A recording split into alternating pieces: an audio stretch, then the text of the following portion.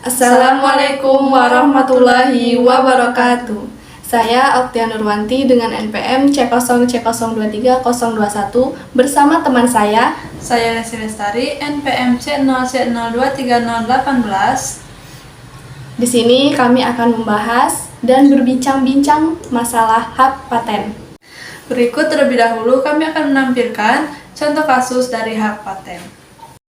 Ke Jepang. Patennya dijual ke Jepang? Jepang. Kenapa ke Jepang, Pak? Kenapa Ya. ke Indonesia? Indonesia nggak ada yang nerima. Nggak ada yang nerima? Nggak nerima. Pak, saya nggak butuh mereka, Pak.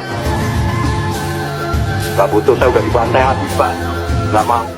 Bahan bakunya dari serbuk kulit singkong. Bapak ini nemuin semua kayaknya. Apar ya? Alat Apar. pemadam Kebakaran ringan, organik semuanya? Iya. Nggak ada bahan lain? Nah. Kimia? Nggak ada. Nggak ada. Kenapa kulit singkong bisa buat pemadam api? Di dalam kulit singkong itu mengandung namanya potasium sitrat. Potasium sitrat itu untuk melawan api. Oke.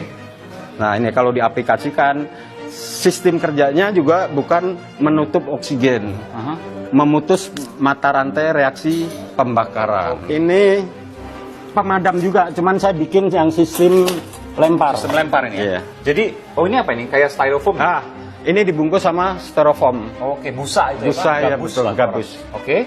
Terus ini plastik? Ini plastik pengikat aja. Plastik pengikat. Terus kemudian Nanti begitu ini pas titik api ada kebakaran kita lempar. dalamnya adalah Itu serbuk kulit singkong.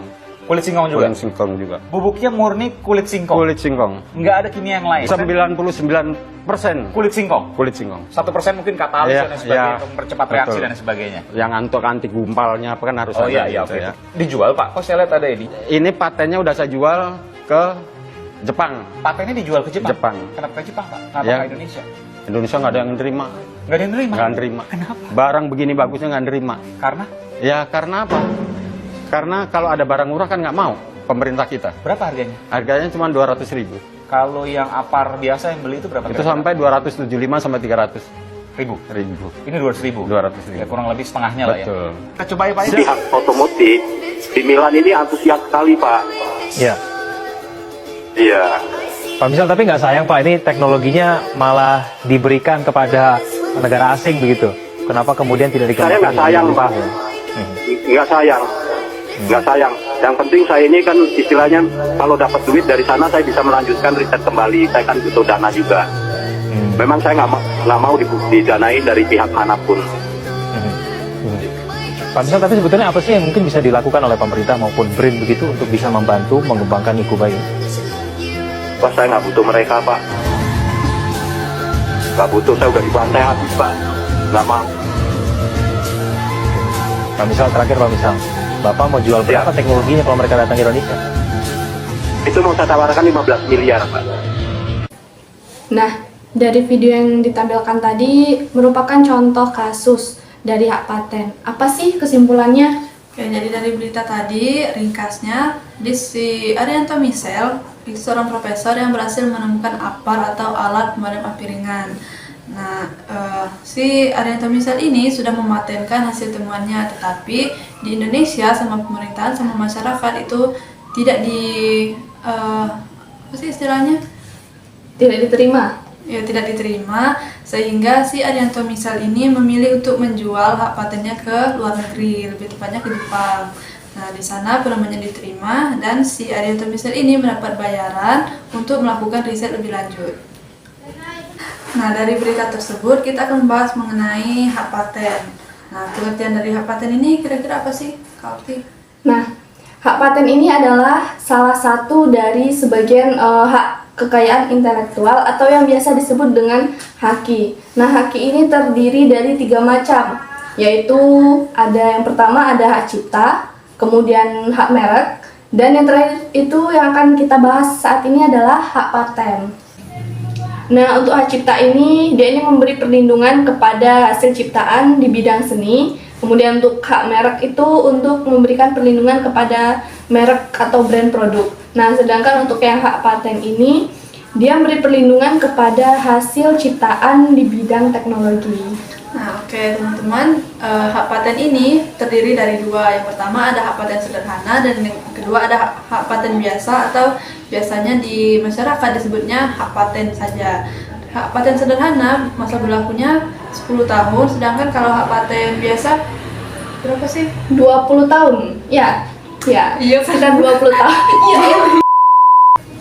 Nah, untuk hasil paten di Indonesia ini kurang lebih 86% nih dari luar negeri. Sedangkan di Indonesia ini, dari dalam ini hanya menghasilkan 14% paten. Oh, berarti lebih banyak mendapatkan paten dari luar negeri. Ya, benar itu. Nah, fungsi dari hak paten itu sendiri, yang pertama untuk memberikan kebebasan kepada seseorang untuk melakukan penemuannya sendiri. Nah, kebebasan ini juga diikuti dengan perlindungan hukum agar ide orisinal dari sang penemu tidak ditiru oleh orang lain. Nah, jadi si penemu juga bebas memperoleh wawasan tentang pengetahuan dan mendorong kemajuan sosial. Selain itu, dengan adanya hak paten akan merangsang daya saing penciptaan teknologi di masyarakat. Karena adanya hak paten, jadi masyarakat berlomba-lomba untuk menciptakan teknologi baru. Nah, untuk B.J. Habibie itu kan penemu atau pencipta dari pesawat tuh kan. Nah, itu tuh termasuk nggak sih ke dalam hak paten?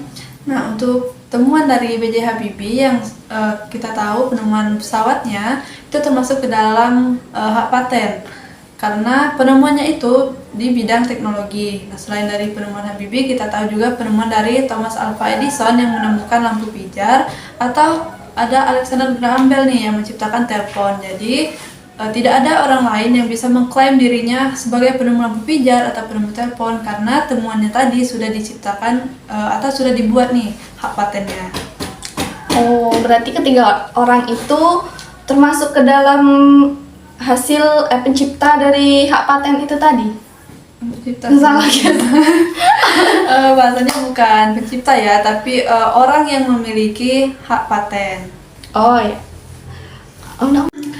Kalau misalkan kita mau ngedaftarin kayak penemuan kita itu apa ada syaratnya? Ada dong. Jadi kalau kita mau mengajukan hak paten untuk teknologi yang kita temukan, syarat yang pertama itu harus baru. Artinya kita tidak boleh misalnya mau melanjutkan penemuan orang lain. Misalnya sebelumnya ada orang yang menciptakan itu, lalu kita menciptakan juga. Kita tidak bisa mengajukan hak paten karena itu bukan temuan kita, bukan penemuan baru dari kita. Oh, berarti kita benar-benar hasil kita sendiri ya kan? Iya dong, kan namanya juga hak paten, hak kekayaan dari seseorang. Dan syaratnya kedua ada tidak terjadi secara kebetulan. Jadi misalnya kita menemukan sesuatu teknologi nih, misalnya kita ngerjain apa gitu, terus misalnya tercipta satu hal yang baru, itu tidak bisa kita langsung ajukan patennya, tetapi harus kita teliti lebih dalam dulu supaya kita menguasai dulu tentang teknologi itu, baru nantinya bisa diajukan hak paten. Nah, yang ketiga ada memiliki nilai tambah. Artinya teknologi yang kita temukan bermanfaat. Kalau teknologi tidak bermanfaat, buat apa sih dipatenkan? Iya, benar. Jadi harus memberikan manfaat bagi masyarakat banyak. Berarti tidak sembarang menciptakan suatu barang ya kan? Nggak boleh asal memberikan atau menciptakan suatu barang itu tanpa bermanfaat. Ya kan? Tentunya. Buat apa sih menciptakan barang yang sia-sia? Ya, apalagi tidak bermanfaat ya teman-teman ya. Nah, kalau untuk biaya pendaftarannya, Okti udah tahu belum nih? Aku pernah nih baca searching di Google, katanya kalau misalkan kita mau ngedaftar hak paten yang kita ciptain itu, kita harus mengeluarkan biaya nih sebesar kurang lebih 575.000 kalau nggak salah nih Nasi. Oke, benar sekali. Jadi kurang lebih biayanya itu sebesar Rp575.000. Tapi untuk beda negara mungkin beda ya biayanya. Betul. Kalau kita di Indonesia ada juga ditambah biaya pemeriksaan substantif namanya sebesar Rp2.000.000. Wow, lumayan ya. Lumayan besar. Nah, tadi kan kita udah ngelengkapi nih persyaratan-persyaratannya, terus kita udah ngasih biayanya nih. Terus kita ngajuinnya itu kemana sih? Oke, kalau misalnya nanti Okti atau teman-teman nih mau ngajuin penemuannya, itu bisa mengajukan ke Direktorat Jenderal Hak Kekayaan Intelektual atau biasa disingkat DJHKI. Jadi anterin berkas-berkasnya ke sana, nanti temuan kita bakal diperiksa, terus dikasih kayak sertifikat nih untuk membuktikan kalau itu adalah hak paten kita. Itu harus offline atau boleh Iya. online? Sejauh ini belum ada yang online ya, jadi pengajuannya harus offline, datang langsung ke kantornya. Oke, terima kasih. Oke, sampai di sini teman-teman pembahasan kami tentang hak paten. Nah, saya Oktia Nurwanti, Saya Leslie Lestari, terima kasih sudah menonton. pamit undur diri. Wassalamualaikum warahmatullahi wabarakatuh.